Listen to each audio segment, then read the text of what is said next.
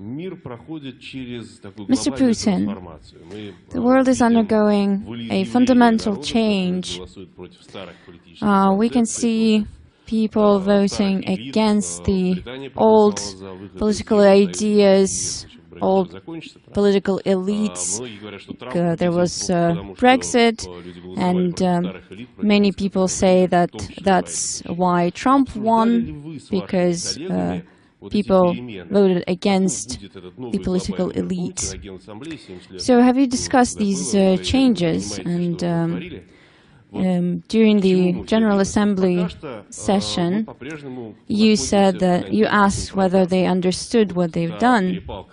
So right now we're in this interesting period. So you mentioned the discussion about whose army is stronger, and your counterpart, Mr. Obama, said that 37% of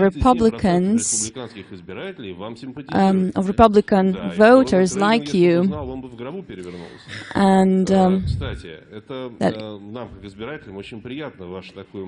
and sure, we as Russian voters appreciate your popularity.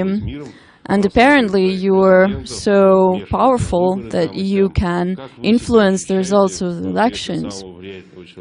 So, do you feel like the most influential man in the world?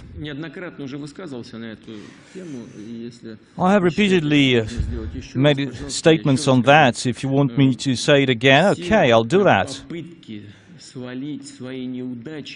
Every attempt by the current administration, by the leadership of the Democratic Party, to find a scapegoat for its failures, well, I have a number of ideas on that. We know that the Democratic Party lost not just the presidential election.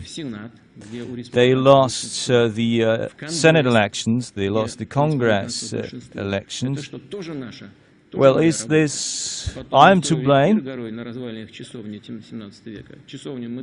Well, are we responsible for everything? Are we the scapegoats?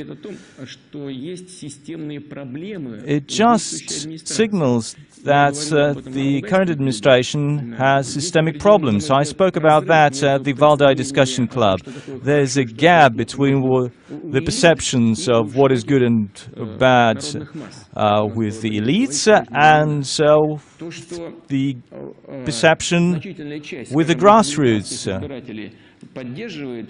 The fact that 30% of Republican voters support a Russian president. Well,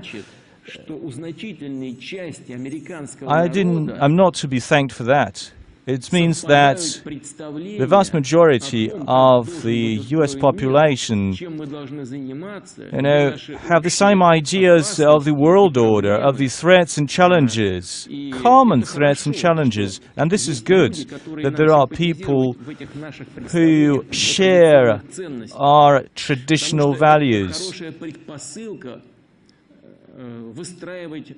This could help us to build better relations between such powerful countries as Russia and the US. This is a good foundation. People have a liking towards each other. They share the values. Well, it's not good to recall former presidents. I think Mr. Reagan would not roll in his grave, but he would rather rejoice at the fact that his party is winning across the board, and certainly he would be happy that the new president has been elected. Certainly only we knew that he's going to win.